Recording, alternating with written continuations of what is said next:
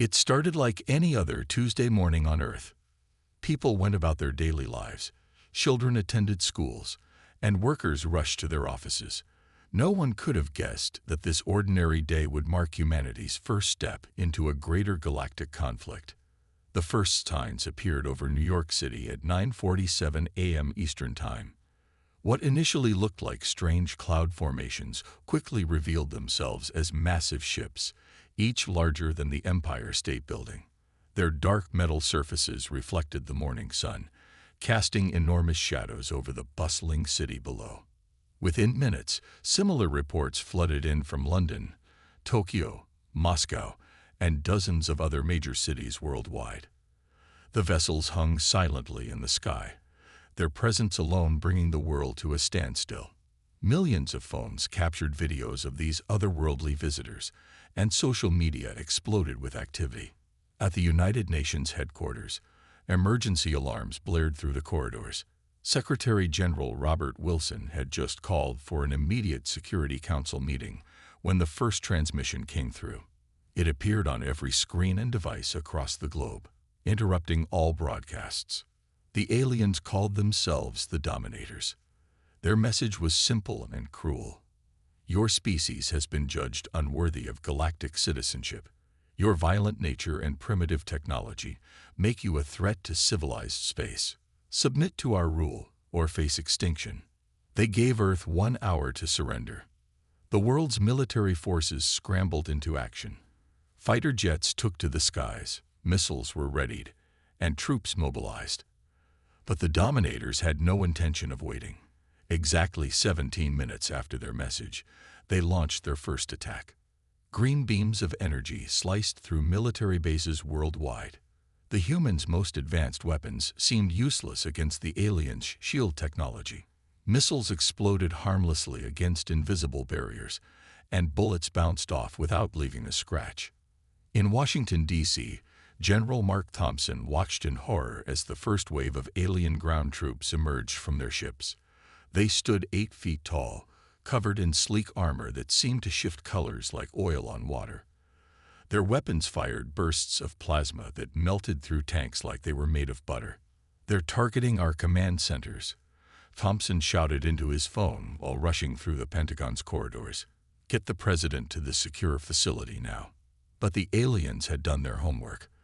They struck at communication centers, power plants, and military installations with surgical precision. Within hours, many of Earth's most powerful nations found themselves struggling to coordinate their defenses. Yet, something unexpected happened during those chaotic first hours. While the Dominators focused on military targets, assuming humans would fall into disarray, they witnessed something that caught them off guard. Instead of panicking, communities began organizing. Police worked with local citizens to evacuate endangered areas. Civilians helped soldiers move equipment and supplies. Hospital staff worked tirelessly to treat the wounded. In a burning military base in Texas, a young lieutenant named Jack Russell noticed something crucial. The alien shields flickered slightly differently when hit by certain types of weapons. He managed to send this observation to command before his position was overrun. This small detail would later prove invaluable.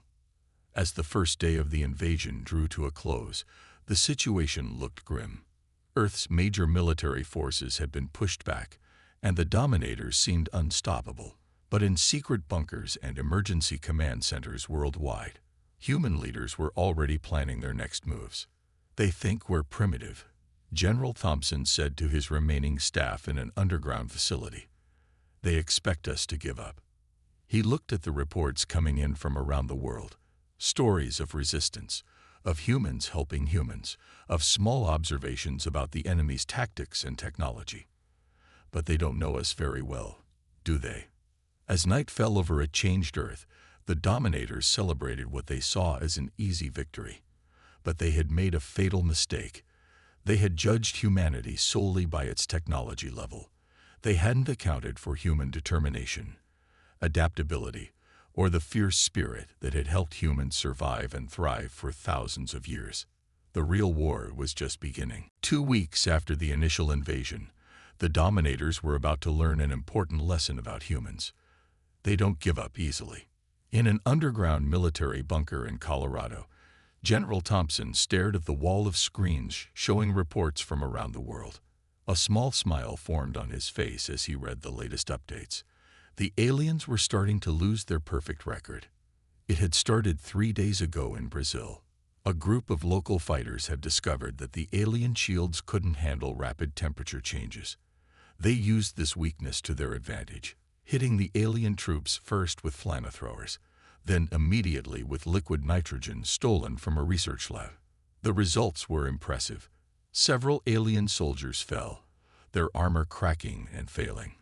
"Show me the London footage again," Thompson ordered. The screen lit up with images from yesterday's battle.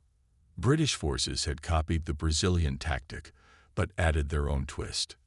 They used weather control devices, originally designed to prevent rain at outdoor events, to create sudden temperature shifts in the atmosphere. The alien ship's shields flickered and weakened. Meanwhile, in Japan, scientists made another breakthrough. Dr. Tanaka's team discovered that the alien computer systems were vulnerable to something surprisingly simple: too much data. Their advanced AI couldn't handle the chaos and randomness of thousands of cat videos being uploaded simultaneously to their networks. This overload created small gaps in their defense systems. "They think in straight lines," Lieutenant Russell explained to a room full of officers. He had survived the Texas base attack and was now helping develop new fighting strategies. "Everything they do is logical and planned. But humans, we're creative, we're messy, and that's our strength." The resistance grew stronger each day.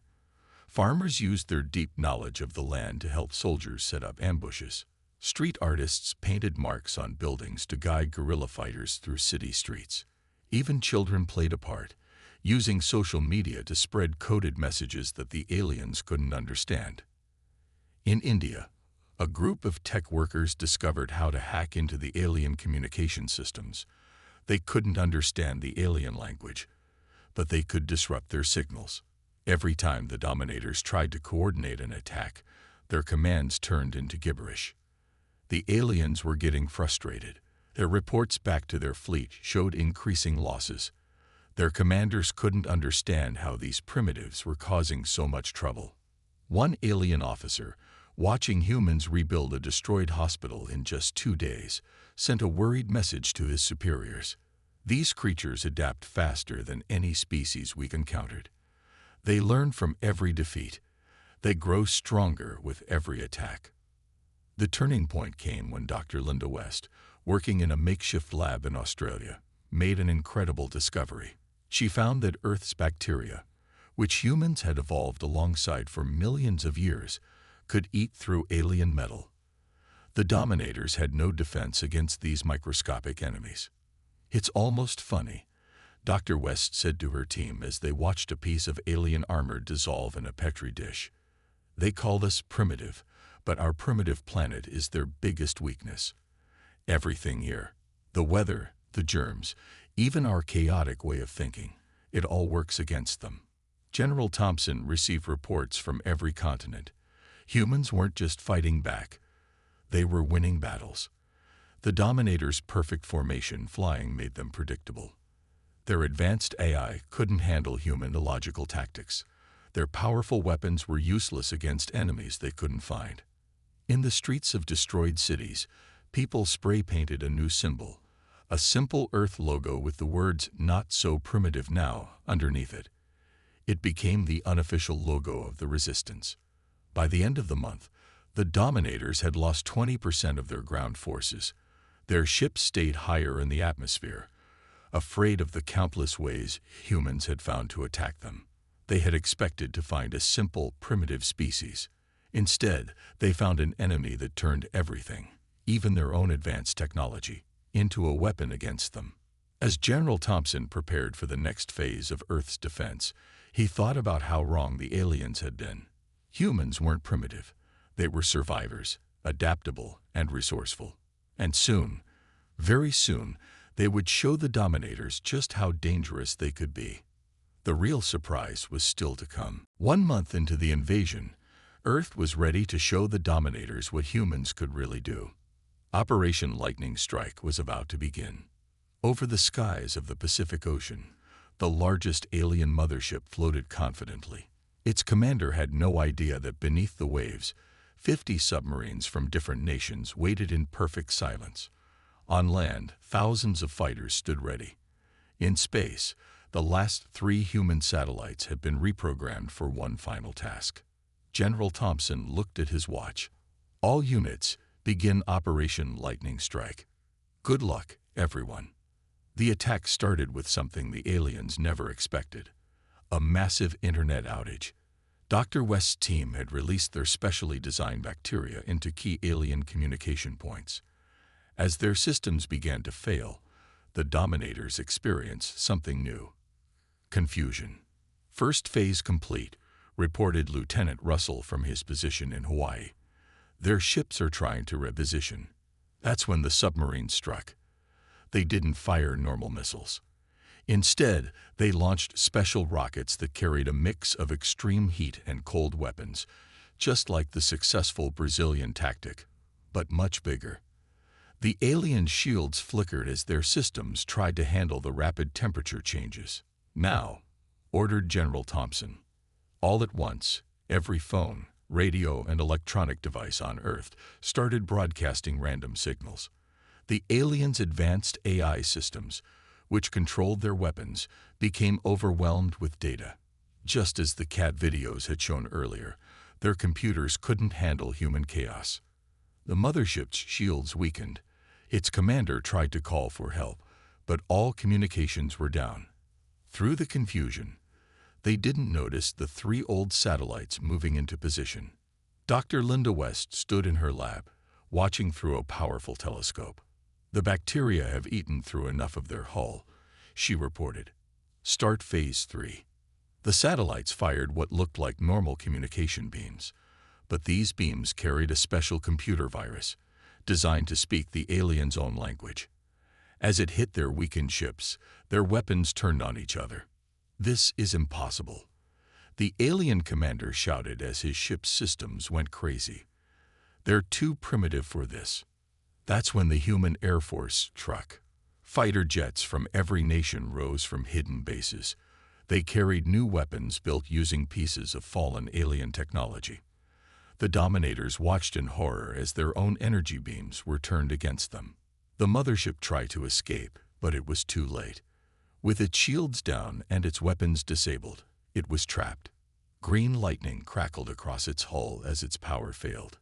"Look at the size of that thing," whispered a young pilot as the massive ship began to fall from the sky. General Thompson's voice came over all channels. "All ships clear the area.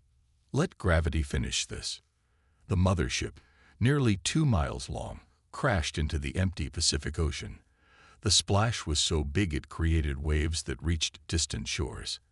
As it sank into the deep waters, humans worldwide began to cheer. But the real surprise came after the battle.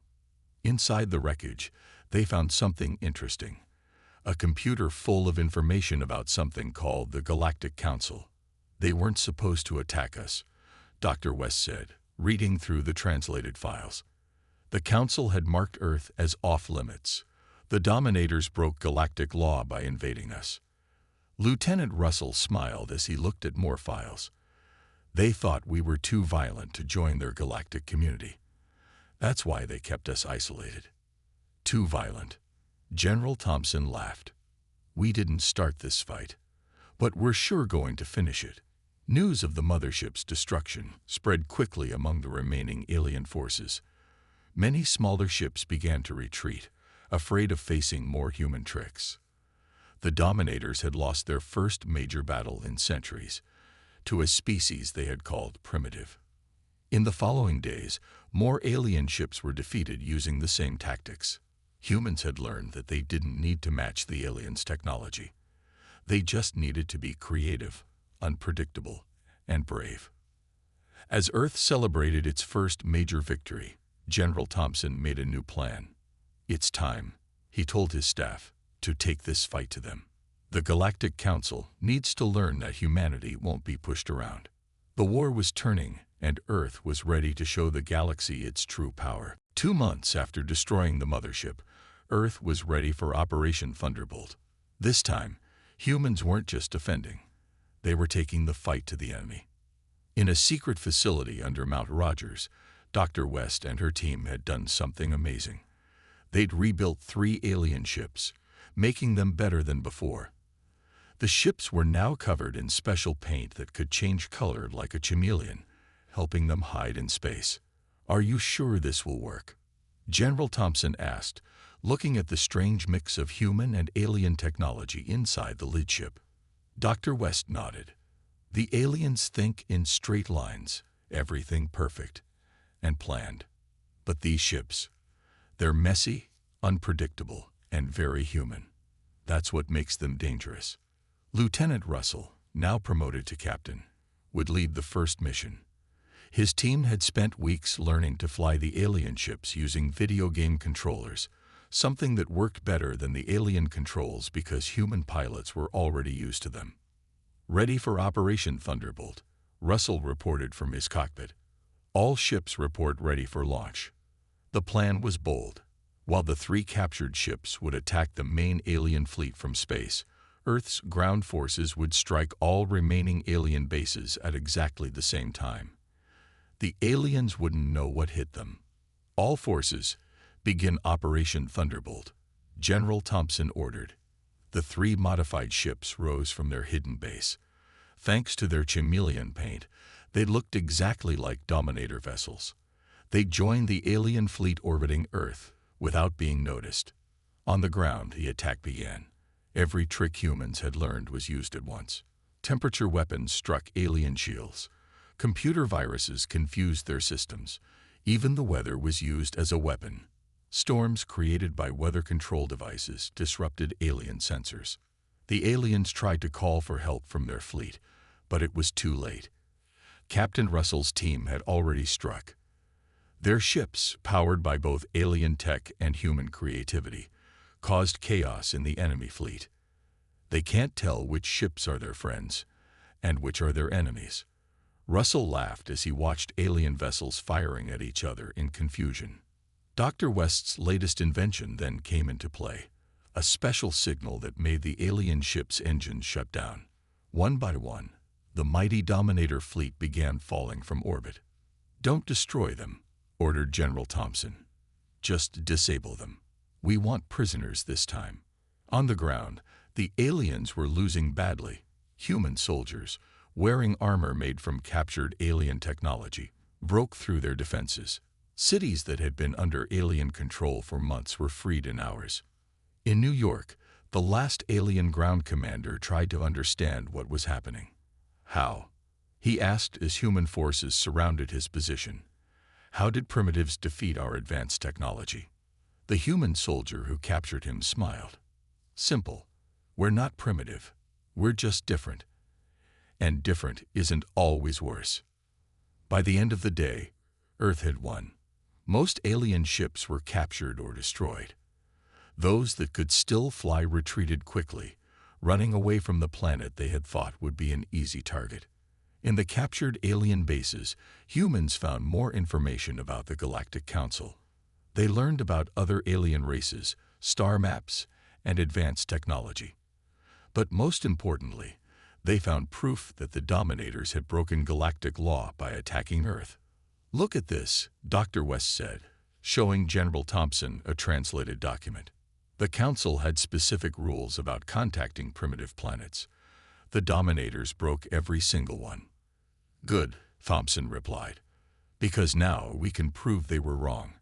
And we're going to take this proof to the Council itself." Captain Russell walked in with more news. "Sir, we finished studying their star drive technology. We can build our own ships now, better ones." General Thompson looked at the star maps on the screen. Earth was just a tiny dot in a vast galaxy. But now, humans were ready to explore that galaxy and to show everyone out there that being different, being human, was not a weakness. "Send a message to all Earth forces," he ordered. "Tell them to prepare for the next phase. We're taking this fight to the stars." The war wasn't over yet, but now Earth was no longer defending, it was advancing. And the galaxy was about to learn just how powerful humans could be. The Galactic Council's great meeting hall had never been so crowded. Representatives from over 300 alien species packed the massive room. They had come to discuss one thing: the humans. High Counselor Blue, a tall being with shimmering skin, called the emergency meeting to order. "We are here to address the Dominator invasion of Earth, a protected primitive world." Suddenly, the hall's main screen lit up with videos from Earth. The council members watched in shock as the primitive humans defeated the mighty Dominator fleet using clever tricks and adapted technology. "Impossible," shouted the Dominator representative, his scales turning dark with anger. These creatures were supposed to be simple savages. Simple? A new voice echoed through the hall. Everyone turned to see Ambassador Mike Baker, Earth's first representative, walking into the chamber. He wore a simple blue suit and carried a data tablet. Behind him stood Captain Russell and Dr. West. "Let me show you how simple we are," Baker said. He uploaded more videos to the main screen. The council watched humans using alien technology in ways its creators never imagined. They saw Earth's bacteria eating through alien metal, and human computer viruses taking control of advanced ships. "In just 3 months," Baker continued, "we learned to use your technology, improve it, and turn it against our attackers." Does that sound primitive to you? The council chamber filled with excited whispers. Many members were impressed. Some were scared. A few were already thinking about making deals with Earth. High Counselor Blue raised all 4 of their hands for silence. "The Dominators broke our laws by attacking Earth. This is clear. But now we face a new question. What do we do about humans joining galactic society? They're too dangerous." The Dominator representative shouted. "Look how they fight. They don't follow proper battle protocols. They use tricks and chaos." Dr. West stepped forward. "We use everything we have. We adapt. We survive. Yes, we can be dangerous, but only to those who attack us first." She showed the council her research on combining human and alien technology. Many council members leaned forward, suddenly very interested in working with Earth's scientists. Captain Russell shared military reports showing how humans had tried to capture rather than kill alien forces when possible. "We don't want to destroy. We want to learn and grow. But we will defend ourselves."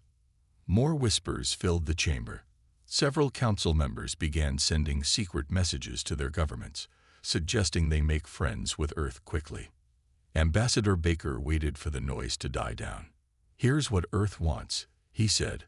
"First, the Dominators must pay for the damage they caused. Second, we want to join galactic society as equals, not as primitives.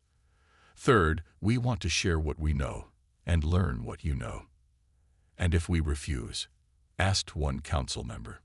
Baker smiled. "Then we'll find our own way to the stars. We've already learned so much, but wouldn't it be better if we worked together?" High Counselor Blue was no fool. They had watched the videos carefully. Humans didn't give up. They didn't follow normal rules. They thought in ways that other species didn't. Better to have them as friends than enemies. "I call for a vote," Blue announced. "Shall Earth be recognized as a full member of galactic society?" The voting took less than 10 minutes. Earth was accepted, with only the Dominators and their closest allies voting no. As Baker signed the membership documents, Dr. West noticed something interesting on her tablet. "Ambassador," she whispered, "look at the messages being sent from this room. 17 species have already offered us technology trades. 12 want defense agreements." Captain Russell grinned. "Not bad for primitives, huh?" The Dominator representative stormed out of the chamber, but nobody paid attention. They were too busy trying to meet the humans, each species hoping to be among the first to make deals with Earth. Ambassador Baker looked out at the crowd of alien faces. In just 3 months, humans had gone from being seen as primitives to being one of the most sought-after species in the galaxy. "Ready for the next phase?" he asked his team. Dr. West and Captain Russell nodded. Earth wasn't just joining Galactic society. It was about to change it forever. The real adventure was just beginning. 1 week after joining the Galactic Council, Earth was ready to show the galaxy what humans could really do. In the massive shipyards built near the moon, Earth's first real starship was almost complete. "We're calling it the Phoenix," General Thompson said proudly, looking at the ship through the space station's window. Unlike the sleek, perfect alien ships, the Phoenix was different. It combined the best of human and alien technology, looking powerful and unique. Captain Russell stood at the ship's controls, now getting ready for its first flight. "Everything's ready, sir. Dr. West's new drive system is working perfectly." The Phoenix wasn't just Earth's first starship. It was better than anything the aliens had. Dr. West had improved the alien technology in ways its creators never thought possible. The ship could fly faster, hit harder, and adapt to damage just like humans did. "All systems ready," Dr. West reported from her lab. "The council representatives are waiting to see what we've built." Today was important. Earth would show the galaxy that humans weren't just lucky survivors. They were a force to be respected. The Phoenix would fly to the council's main space station, where Ambassador Baker would make a special speech. The ship launched smoothly, its new engines glowing with a bright blue light. As it passed Mars, other alien ships watched in surprise. They couldn't believe humans had built something so advanced in just a few months. At the council station, representatives from hundreds of worlds gathered to watch. The Dominators were there too, angry but unable to do anything about Earth's rising power.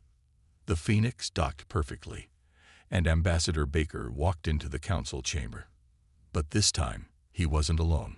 Behind him came scientists, soldiers, artists, and people from every part of Earth. "Members of the council," Baker began, his voice strong and clear. "You called us primitive. You thought we were simple savages. Today, we prove how wrong that was." He showed them what Earth had been doing since joining the council. Humans had already improved alien medical technology, making it work better than ever. They had found new ways to use space engines, making ships faster and safer. Earth's chaos and creativity were changing everything. But most importantly, Baker continued, "We want to share what we know. Unlike the Dominators, we don't believe in keeping power to ourselves." This was Earth's real surprise. Baker announced that humans would share their improvements with any peaceful species that wanted them. Many council members got excited. They had already seen how human ideas could make things better. Dr. West stepped forward and showed how Earth's primitive solutions had solved problems the aliens had struggled with for centuries. "We think differently," she explained. "That's not a weakness. It's our greatest strength." Captain Russell demonstrated new defense systems that combined human and alien technology. "We created these to protect, not to attack," he said. "Earth wants friends, not enemies." The council chamber buzzed with excitement. Many species that had feared humans now wanted to work with them. Even some who had supported the Dominators changed their minds. "Earth offers the galaxy a choice," Ambassador Baker announced. "Work with us as equals, share knowledge, and grow together, or stay behind as we move forward. The choice is yours." One by one, representatives stood up to support Earth. They had seen what humans could do in just a few months. They wanted to be part of humanity's future. The Dominator representative tried to speak against Earth, but nobody listened. Their power was fading as more species chose to work with humans instead. As the meeting ended, High Counselor Blue made a historic announcement. "Earth will leave the Council's new Science and Defense Committee. Their different way of thinking is exactly what we need." Back on the Phoenix, the Earth team celebrated. In less than half a year, humans had gone from being attacked as primitives to leading part of the Council. "What's next?" Captain Russell asked, looking at the stars through the ship's window. Ambassador Baker smiled. "Now we show the galaxy what humanity can really do. This is just the beginning." Earth had declared its place in the galaxy, and the galaxy would never be the same. 1 year after the Dominator invasion, Earth had changed the galaxy in ways no one expected. The story of humanity's rise from primitive species to galactic power was taught in schools across 1,000 worlds. In the Grand Hall of the Galactic Council, High Counselor Blue watched Earth's latest presentation. Dr. West was showing how humans had helped cure diseases that had troubled alien worlds for centuries. Sometimes the simplest solutions are the best, she explained, holding up a modified version of Earth's common antibiotics. Captain Russell, now Admiral Russell, commanded Earth's new defense fleet. But unlike the Dominators, his ships protected trade routes and helped worlds in trouble. Many alien species that once feared humans now called them friends. Another Dominator pirate fleet stopped, Russell reported to General Thompson. They tried to attack a peaceful trading world, but they weren't expecting to find Earth ships protecting it. The Dominators had fallen far since their failed invasion of Earth. The Council had punished them severely, taking away most of their military power. Now they watched from the shadows as their former victim became stronger than they had ever been.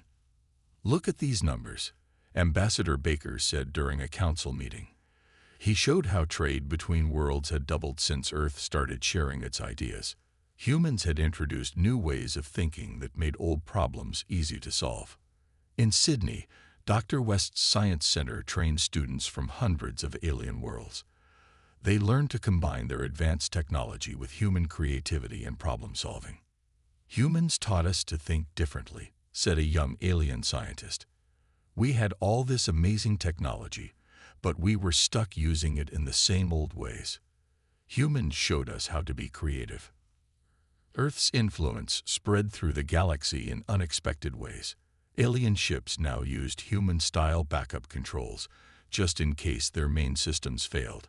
Space stations added Earth-style emergency plans. Even alien food started changing as they discovered human cooking. "They called us primitive," General Thompson said, watching ships from 50 different worlds dock at Earth's new space station. "But being primitive just meant we knew how to solve problems without fancy technology." The Phoenix, Earth's first real starship, had become famous. Hundreds of ships now copied its design, mixing human and alien ideas to make something better than either. Captain Russell's new flagship, the Thunderbolt, was even more impressive. "The Dominators attacked us because they thought we were weak," Russell told a group of alien officers. "They didn't understand that being different made us strong." Ambassador Baker walked through the council halls, remembering how just 1 year ago, humans had been considered primitives. Now, alien representatives rushed to talk to him, all wanting Earth's help or friendship. "Earth's story teaches us all something important," High Counselor Blue announced at the year's final council meeting. "Progress isn't just about having advanced technology. It's about how you think, how you solve problems, and how you treat others." Dr. West's team had just finished their biggest project, teaching alien ships to use simplified controls in emergencies. "When everything goes wrong," she explained, "sometimes the old, simple ways work best."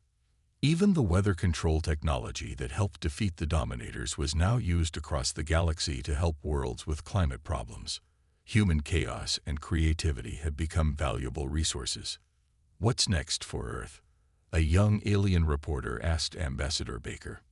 Baker looked out at the busy space station, where humans and aliens worked together like old friends. "We'll keep exploring, keep learning, and keep sharing what we know. But most importantly, we'll remember what got us here, our humanity." 1 year after being attacked as primitives, humans had become teachers, protectors, and leaders in the galaxy. They hadn't changed who they were. Instead, they had shown everyone that being different, being human, was something special. "The galaxy's a better place now," General Thompson said, watching Earth's ships patrol alongside their alien allies. "Not because we were stronger or smarter, but because we were ourselves." The story of Earth's fierce retaliation had become legend. But the real victory wasn't in fighting back. It was in showing the galaxy a better way forward. Humanity had arrived, and the stars would never be the same.